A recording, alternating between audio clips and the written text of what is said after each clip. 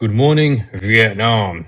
We've been spending the last couple of weeks in this absolutely fantastic country. Now, I have to say, it has been absolutely wet, wild, and woolly. Now, when it does get a bit like that out on the tracks around Lithgow and around wherever you take your all-wheel drive or four-wheel drive, there's important gear that you need to take with you. So in this video, I want to take you through the top 8 things that I bring in every off-roading trip. So no matter if you have a highly modified all-wheel drive, four-wheel drive, or even a bog standard all-wheel drive, this is the gear that you want to bring. So let's get stuck into it.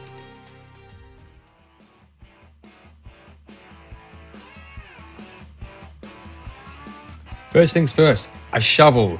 Bring a shovel. It is the Swiss Army knife of the off-roading world, in my opinion. You know why? Because you can use it to bury your business. You can put a bottle jack under it. You can dig yourself out of a difficult situation.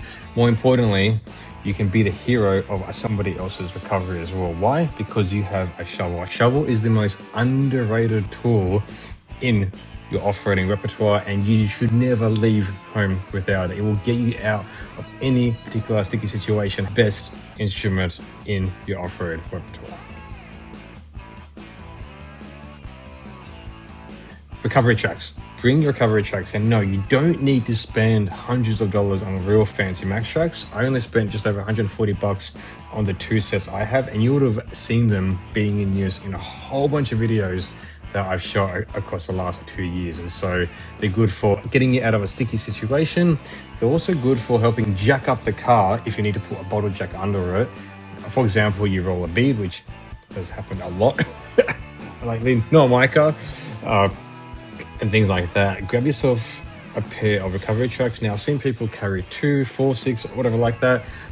Start with 2. You will be surprised at how good having 2 recovery tracks will get you out or your mate out of a sticky situation, whether you're in the mud, in the bush, anything like that. And in conjunction with the shovel, those 2 things are, I mean, it's not a winch replacement, but wow, they have got me out of a lot of sticky situations. Number 3 is a bottle jack. Now, I know a lot of people like to carry the stock scissor jack or even have like the super cheap auto hydraulic jacks. They take up a lot of space, and a scissor jack actually collapses on their ones. So they are not probably what you want to be relying on out in the bush. A bottle jack is small, compact, they will fit anywhere. You can throw them in the back seat, you can throw them in the boot, anywhere like that. And they take up almost next to no space, and they are incredibly robust and incredibly reliable. I can't talk more highly of the bottle jack that I have. I've taken that all the way Cape York, everywhere like that. I've even used it to help jack up my new X5 build to try and do some wheel fitments and things like that. There will be a video coming very soon. Get yourself a bottle jack. They're only just over 100 bucks. You do have to grease them up regularly, but don't leave home without one.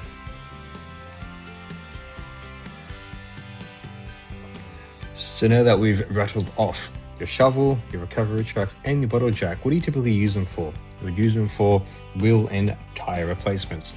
Now, when you go off-roading, it is great practice to obviously deflate your tires. How do you do that? Use a tire deflator. They are cheap, they are affordable. Don't use a nail because you can actually compromise the valve as well. Most importantly, when you're back on the road and on the tarmac, you got to reinflate your tires, otherwise you will do damage. So grab yourself a tire inflator that costs just over 100 bucks. I use the King's Thumper. It's a great unit. Again, it's survived Cape York. It's survived all the tough off-road wheeling that I've done in the last year, and I couldn't recommend it enough. It is an affordable budget option for the budget conscious off-roader. So grab yourself a tire deflator and inflator kit as a part of your tire repertoire.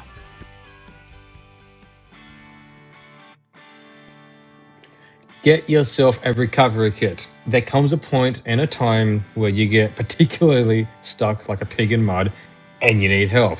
Get yourself a recovery kit. Now, this will come with a snatch strap, a couple of straps, a couple of linkages and things like that. Get yourself one.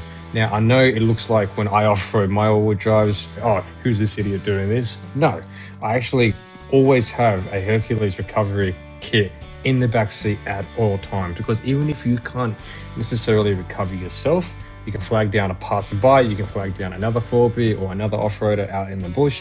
and they'll be able to help you out there too. So grab yourself a recovery kit and absolutely never leave home without it.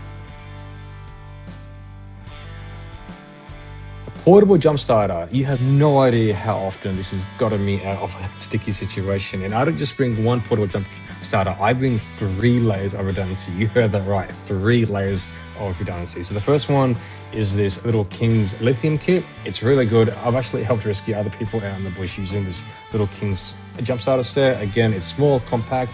You can chuck it in your rear seat and away you go. So that's layer 1 of redundancy. Number 2, I actually have a much larger super cheap auto kit as well that has a much higher cranking voltage. So if the first kit doesn't work, I've got that out in the bush too. Now, my 3rd layer of redundancy is a pair of jumper leads as well. So if for any reason my first 2 pieces of kit will not work, I can flag down somebody else and they can help me out too. Now, because the BMW X5 is a very electrically heavy vehicle, it's actually a reason why I've gone for a more triple layer redundancy system. Now, always make sure, in my opinion, you have at least more than one way of jumping your car, because that is the difference between waiting 2 hours for your roadside assistance to get to wherever you are in the bush to actually getting home on that day. We're on the topic of self-recovery and not waiting for anyone else to come and necessarily have to rescue you. Full toolkit. I'm not talking those $12 socket sets that you can grab on Specialized Super Cheap Auto. I'm talking about having a full toolkit that has vice grips, it has extensions, it has socket extensions, it has every spare part for your vehicle, spare fuses, spare spark plugs, spare ignition coils, the whole lot, a spare belt. And in addition, I have a separate box of just a socket. So I have Imperial, I have Metric, I have so many versions of sockets. It's almost ridiculous, because there have been times I have been in the bush on the tracks where I've had a bolt back out, this, that, and if I didn't have that kit, I would not have been able to get back on the road, and I may have again had to wait for roadside assistance to get me going again. So bring a full toolkit that has a lot of things specific to your vehicle. Again, not every vehicle might have like a 12-volt system or not, but bring things of your common sizes. On the topic of a 12-volt system, bring a fire extinguisher. Now, a lot of modern off-roaders, all-wheel drives, four-wheel drivers are installing 12-volt systems. This could be a lithium, this could be an AGM-based system. Bring yourself a fire extinguisher, if not for yourself, for the rest of your crew. Every car, in my opinion, should be mandated to have one. I always bring mine on the territory. I also bring mine on the X5 as well whenever I go off-roading and wheeling. It is such a cheap piece of insurance. I mean, you can pick one up for Anaconda for like under $20 last I checked, and even less than that if they're on sale. Bring yourself a fire extinguisher. I've seen videos of people losing their absolute pride and joy because of a simple electrical short. But absolutely bring a fire extinguisher anytime you go off-roading. So last but not least, and I wouldn't say this is absolutely any least on anyone's list, a first aid kit. And depending where you're going, a snake bite kit as well. So whenever I go wheeling, I always bring a first aid kit. It's always kept in the back of the vehicle. It has all your basic things. You've got your antiseptic, your bandages and things like that. I just use a typical first aid kit that you can purchase from Anaconda. Now, when we were going to Cape York and going into the more outback areas, we also got a snake kit as well. Again, this is the Aussie bush. You really do have to be conscious about any and all the risks that are there. Bring yourself a first aid kit, because it could be the difference between staying alive and, frankly not out in the bush. So bring yourself one of those and don't leave home without it. All right, guys, I hope you enjoyed that. I know this is not your typical video, and programming will resume very soon when I am back in Oz, but I want to hear from you guys. What do you not leave home without? Drop it down below. I do read each and every one of the comments, and of course I appreciate all the support. I look forward to getting stuck into the X5 build, and of course getting the Ford Territory back on the road. I have had a lot of questions about what's happening with the Territory. No, it is not going anywhere. I just have to eventually get myself to do the input shaft. That's not a small job, and again, I'm just a one-man team here, so we'll get there. But in the meantime, of course, like, comment, subscribe, all that good stuff, and I'll see you guys next time.